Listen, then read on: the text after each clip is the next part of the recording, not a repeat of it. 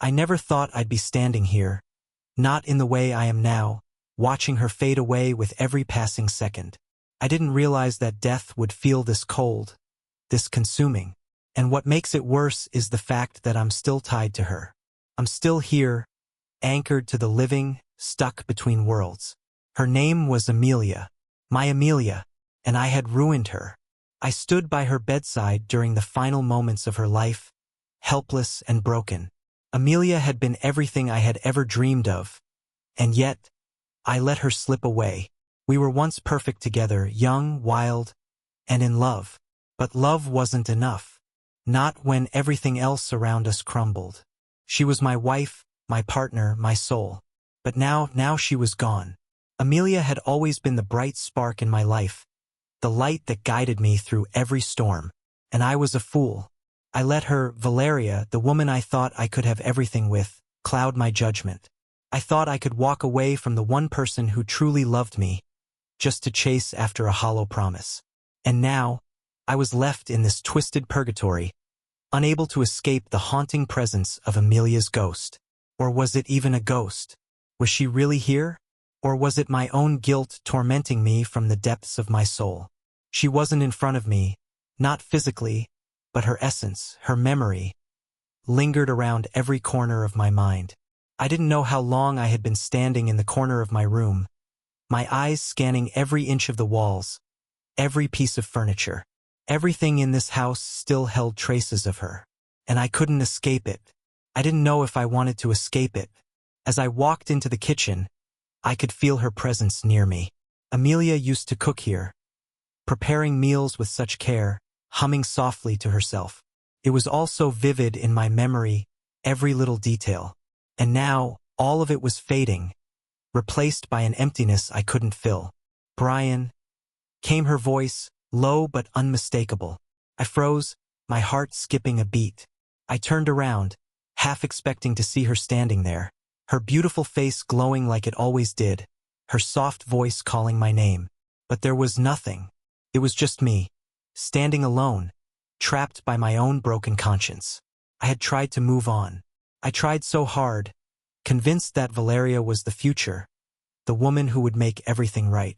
She had been there when I needed someone to fill the emptiness. But even as I kissed her, held her, promised her the future I once had with Amelia, there was something in my heart that never let go, something that kept me tied to my past. And now I was lost. I couldn't understand why I felt so guilty when I thought of Amelia. She had been gone for months, and yet, every time I looked at Valeria, her face seemed to fade into Amelia's. Their features were so different, yet the same sorrow resided within them, the same ache. But Valeria couldn't see it.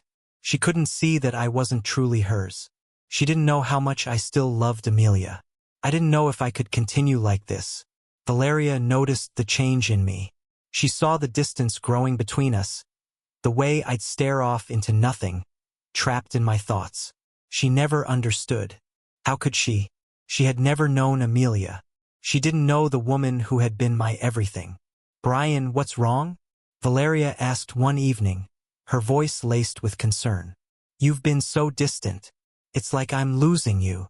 But it wasn't her I was losing. I looked into her eyes, trying to say the words I had been holding back, trying to explain that I wasn't the man she thought I was, that I couldn't give her the love she deserved because Amelia was still the only one I had ever truly loved. But I couldn't.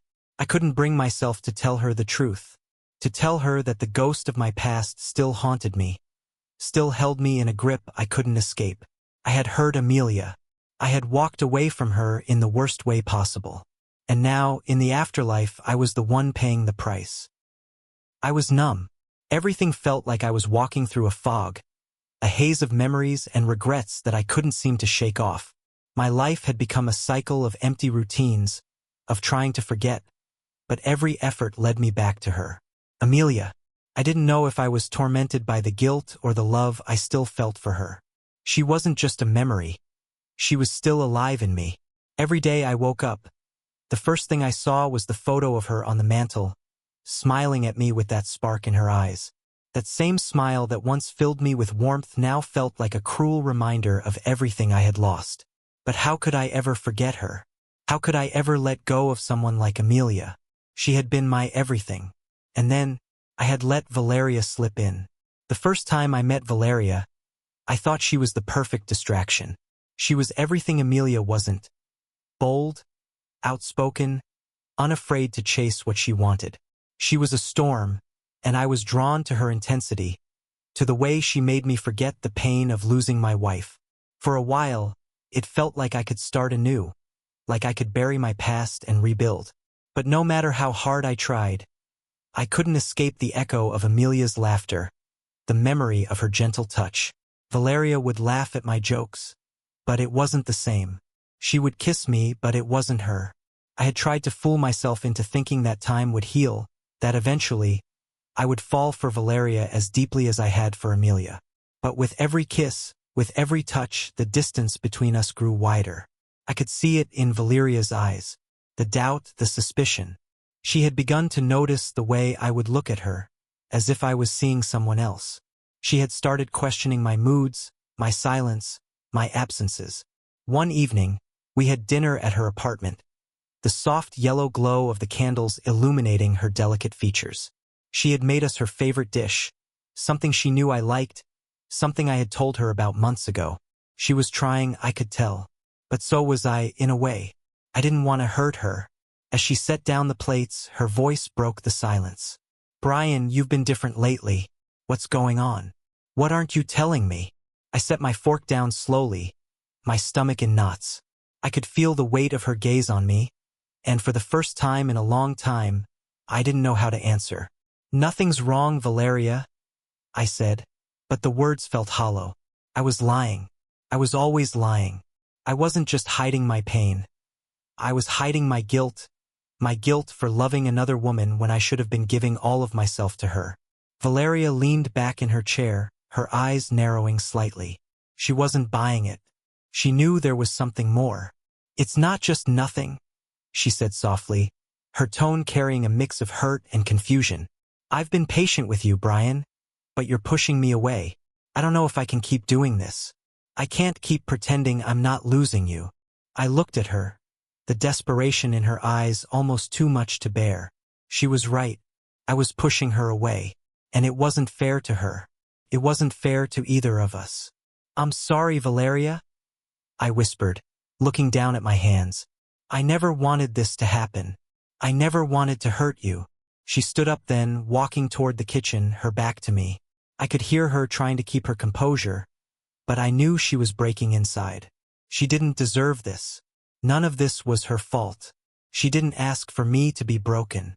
"I don't know what to say anymore," Valeria murmured, her voice trembling. "I thought we had something special, but it feels like you're already gone, Brian.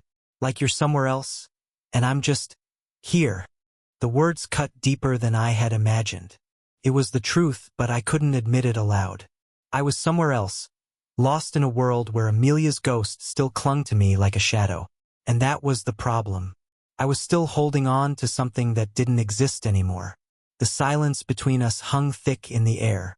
I watched her retreat into herself, the space between us growing wider with each passing second.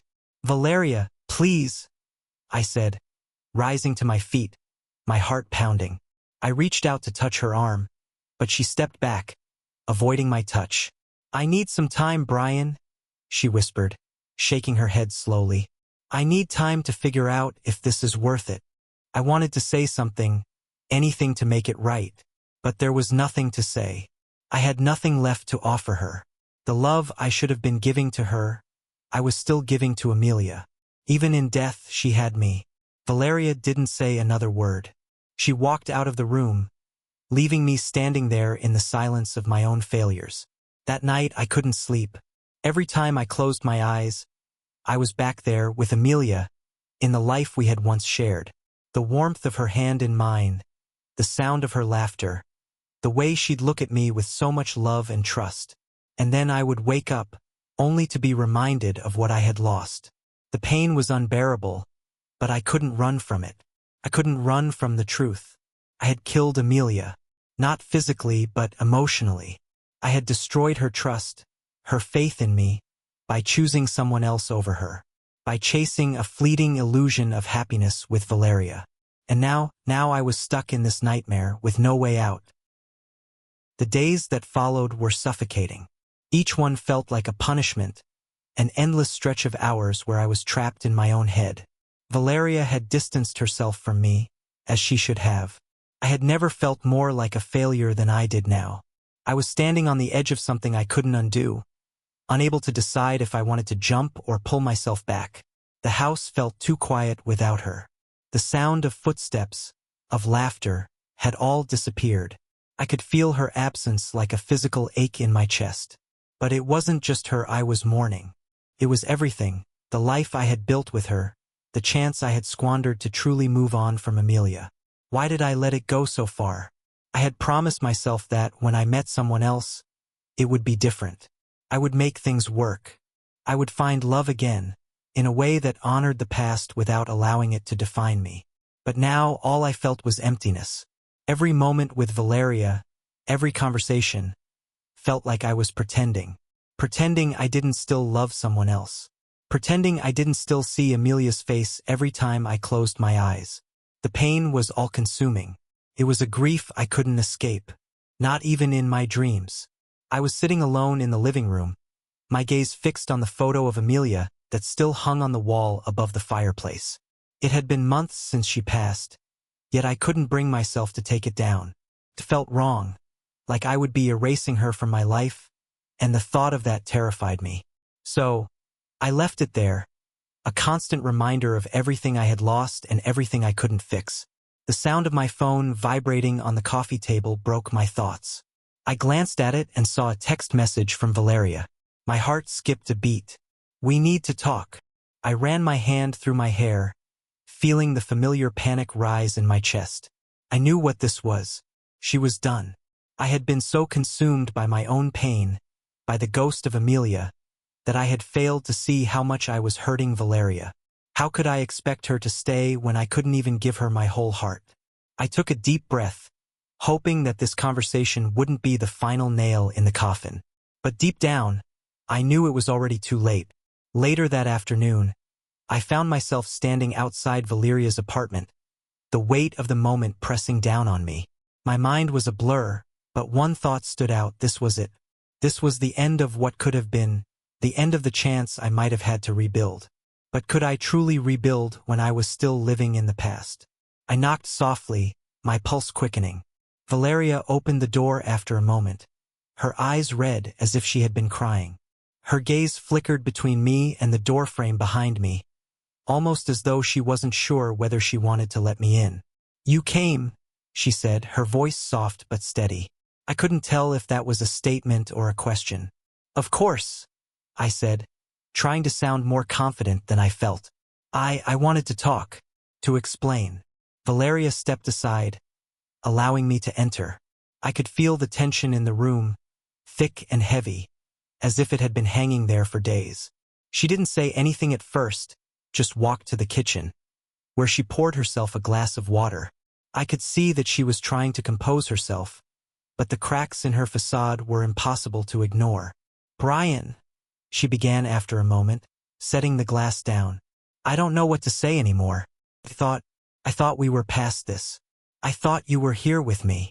"I am," I said quickly, the words coming out too fast. "I swear I am. It's just what?" Her voice broke slightly as she turned to face me, her eyes flashing with a mixture of hurt and frustration. "What exactly are you, Brian? You've been so distant. You've been so cold. And I can't do this anymore. I can't keep pretending that things are okay when I know they're not." I took a step forward, my heart racing. "Valeria, I never meant for any of this to happen. I was trying to move on. But you're right. I was never truly here. And I've hurt you in ways I can't even begin to explain." She shook her head, her tears welling up in her eyes again. "You don't get it, do you? I loved you, Brian. I loved you like I had never loved anyone. But now," she faltered, struggling to find the right words, "now I feel like I was just a replacement, a distraction from the past you haven't let go of." I felt the sting of her words deep in my chest. She was right. I had been using her to fill the hole left by Amelia. I had been selfish, trying to force something that wasn't ready to be healed. I never wanted that for you, Valeria, I said, my voice cracking. I never wanted you to feel like that. You deserve someone who's all in. Someone who's fully present. Not someone who's still holding on to a ghost. And I can't be that person for you. Valeria wiped her eyes, her hands trembling slightly as she gathered her emotions.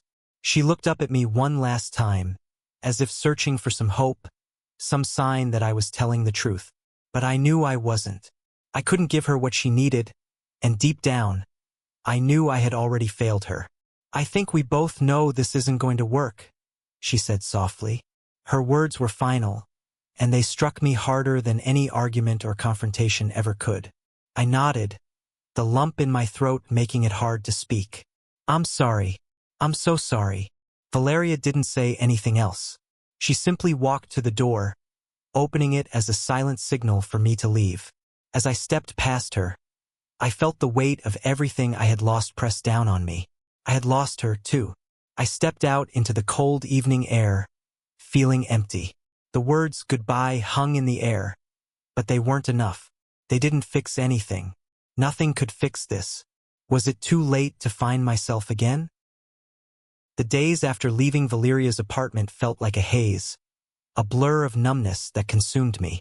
Each day bled into the next, and I found myself trapped in a cycle of regret and self-loathing. Valeria was gone. She had left, and for all the pain it caused, I couldn't blame her. I had ruined something beautiful, something pure, with my own hands. I spent most of my time at the apartment, staring at the walls, wondering if I'd ever be able to truly move forward. The silence felt deafening, as though the world itself had stopped turning, leaving me suspended in a moment that would never end. I knew I needed to fix things, to somehow find a way to heal, but how could I heal when every part of me was broken? One morning, I woke to a soft knock at the door. My heart fluttered at the unexpected sound. I hadn't expected any visitors, not after everything. But when I opened the door, I was greeted by a familiar face. Jason, an old friend from college. His smile was kind, though there was a hint of concern in his eyes. "Hey man," he said, stepping inside when I gestured for him to. "I figured I'd stop by. Haven't heard from you in a while." I nodded, forcing a small smile. "Yeah, I've been dealing with some stuff." Jason didn't press me for details, though he was clearly worried. We had been friends for years, but even now I found myself wanting to close off. The last thing I wanted was to talk about Valeria or Amelia or anything else that would remind me of the mess I'd made. He sat down on the couch, looking around the dimly lit room. "You know, you can't stay in this shell forever, right? Eventually, you've got to face whatever demons are haunting you." I looked at him, surprised by his bluntness. "I don't think you understand, man," I replied, shaking my head. "There's no fixing this. I've lost everything." Jason sighed deeply, leaning forward. "Look, I'm not saying it's going to be easy, and I'm not saying you can just move on right away, but you've got to stop punishing yourself. What happened with Valeria? It's a mistake, yeah, but you've got to forgive yourself, Brian." I swallowed hard, feeling the weight of his words hit me. "How do you forgive yourself when you've hurt someone you love?" Jason leaned back, his expression thoughtful. "You take responsibility for it. You own it. And then you try to make things right, even if it takes time. Especially if it takes time." Later that evening, after Jason had left, I stood in the middle of my living room, staring at the empty space. He had been right about one thing. I couldn't stay trapped in this cycle forever. I had to do something. For myself. For Valeria, even if I didn't deserve another chance with her. But the question lingered in my mind. Was it even possible to repair the damage I had caused? I decided to try. Not to fix everything in one go, but to take the first step. I grabbed my phone, staring at Valeria's contact in my list. I hesitated for a long moment before sending a simple message. "Can we talk? I need to apologize. I owe you that much." I didn't expect a reply right away. In fact, I almost wished I wouldn't get one. But deep down, I knew I had to try. The next few hours dragged by as I waited, the weight of anticipation gnawing at me. My phone buzzed, and I froze. I grabbed it, my heart pounding, only to see her name flash on the screen. I'm not sure what there is to say, Brian, but maybe we can meet, just to talk. I exhaled deeply, a sense of relief washing over me. I didn't know where this conversation would lead, but for the first time in days, I felt a glimmer of hope. Maybe things could be different. Maybe this wasn't the end. I arranged to meet Valeria at a quiet cafe the next morning. It was a place we had gone to many times, a place that held so many memories. Memories of laughter, of deep conversations, of moments when it felt like the world was in perfect harmony. I wasn't sure if I could ever get that back, but I had to try. The morning sun was still low in the sky when I arrived. I sat at a table by the window, my hands restless in my lap. It was still early, and the cafe was mostly empty, save for a few patrons lost in their own worlds. I watched the world outside pass by, the soft hum of conversation and the clink of coffee cups the only sounds that filled the space. Then, the door opened, and there she was, Valeria. Her presence still had that same effect on me, even after everything. She had always carried herself with such grace. And now, there was a sadness in her eyes that I couldn't ignore. She walked over to the table, hesitating for just a moment before sitting down across from me. There was a heaviness in the air, a tension between us that neither of us knew how to navigate. I didn't know what to expect, Valeria said quietly, her fingers tracing the rim of her coffee cup. I didn't either, I replied. But I need you to know. I'm sorry. For everything. For not being there when you needed me. For holding on to the past and bringing it into something that could have been good. She looked at me, her eyes softening, but there was still a guardedness in them. I don't know if words can fix what happened, Brian, and I don't know if I can just forget what it felt like to be second choice. I don't expect you to forget, I said, my voice thick with emotion. But I can promise you, Valeria, I never meant for you to feel that way. You were never second to me. You were everything I needed, and I failed to see it until it was too late. There was silence between us, but this time, it wasn't an uncomfortable one. It was the silence of two people trying to find a way back to each other, even if they weren't sure how. I still care about you, I added, my voice barely above a whisper. I always will. Valeria looked at me, her expression unreadable for a moment. And then, slowly, she nodded. I know, she said softly. But I think we both have a lot of healing to do. I nodded, the weight of her words sinking in. She was right. Healing wasn't a simple fix. It would take time. But maybe, just maybe, we could start again. As two people who had been broken, but were willing to try and piece things together. The weeks that followed our conversation at the cafe felt like an uncharted journey. Valeria and I didn't dive into the deep waters of our past immediately. There was no magic solution, no instant repair for the cracks in the foundation of our relationship. Instead, we built the tentative threads of connection again, each one woven slowly with caution and patience. It wasn't easy. Every moment we spent together was a reminder of the hurt I had caused her. Sometimes, when our hands brushed or our eyes met across the table, there was a flash of something I could not name. I could see the longing in her eyes, just as I felt it in my chest. But there was also a distance, a space between us that neither of us could ignore. That space was the shadow of everything we had lost. One afternoon, I found myself waiting outside her apartment, pacing nervously. She had agreed to meet for coffee again, but this time it felt different. There was an unspoken tension in the air, something that neither of us could push away. Would this be the moment when we decided to try again? Or would it be another step toward the inevitable end? As the door to her building opened, I saw Valeria walking toward me. She was wearing a soft, loose sweater and jeans, her hair falling in gentle waves around her shoulders. She looked effortlessly beautiful, but there was something new in the way she carried herself. More guarded, more distant. We exchanged a brief greeting, but neither of us said much on the walk to the cafe. The air was thick with unspoken words, and I knew that I needed to be honest with her if I wanted any chance at redemption. I had learned that honesty, real, raw honesty, was the only way forward. Once we were seated, I looked at Valeria across the table, my hands trembling slightly as I reached for my coffee cup. "Valeria," I began, my voice steady despite the chaos inside me. "I've been thinking about everything, about what happened. And I know it's going to take time, but I need you to know something." She met my gaze, her expression unreadable. "What is it?" "I'm not asking for forgiveness right away. I know that doesn't come easily. But what I want you to know is that I'm committed to doing the work, to making up for the person I used to be. I've spent so long focusing on my own pain that I failed to see the hurt I was causing you. I'm sorry, Valeria, for not being there when you needed me the most." Her eyes softened for just a moment, and then, almost imperceptibly, she nodded. "I don't know if I can just forget, Brian, and I don't know if we can ever go back to what we were. But I hear you. I can see that you're trying." The silence between us wasn't awkward this time. There was no need to fill it with words because we both understood something fundamental. There was no quick fix, no easy answer. If we were going to rebuild, it would take patience.